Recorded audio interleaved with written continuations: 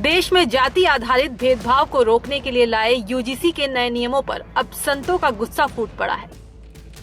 शंकराचार्य अभिमुक्तेश्वरानंद सरस्वती के बाद अब प्रख्यात कथावाचक जगत गुरु रामभद्राचार्य ने मोदी सरकार के खिलाफ मोर्चा खोल दिया।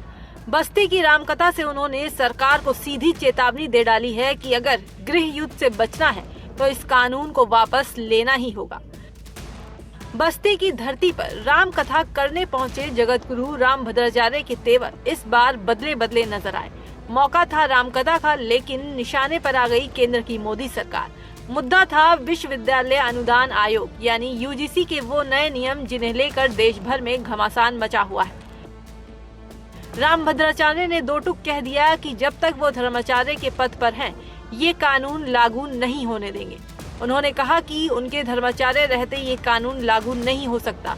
सरकार को घेरते हुए रामभद्राचार्य बोले, यूजीसी की क्या आवश्यकता थी? समाज में क्यों भेदभाव किया जा रहा है?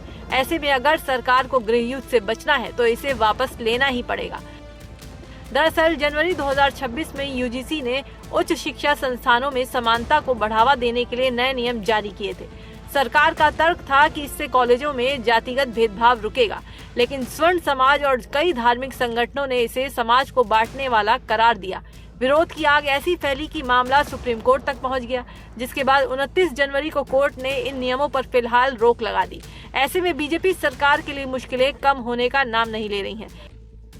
पहले शंकराचार्य अभिमुक्तेश्वरानंद ने सरकार को घेरा और अब रामभद्राचार्य, जो अब तक माघ मेला स्नान विवाद के बाद से सरकार के साथ खड़े थे, लेकिन अब उनके इन सख्त तेवरों ने दिल्ली से लेकर यूपी तक की राजनीति में हलचल मचा दी है। सवाल यही है, क्या विरोध के इस स्वर के बाद सरकार अपने कदम पीछे खींचेगी? अब देखना ये होगा कि सुप्रीम कोर्ट की रोक और संतों के इस कड़े रुख के बाद सरकार यूजीसी नियमों को लेकर क्या बीच का रास्ता निकालती है।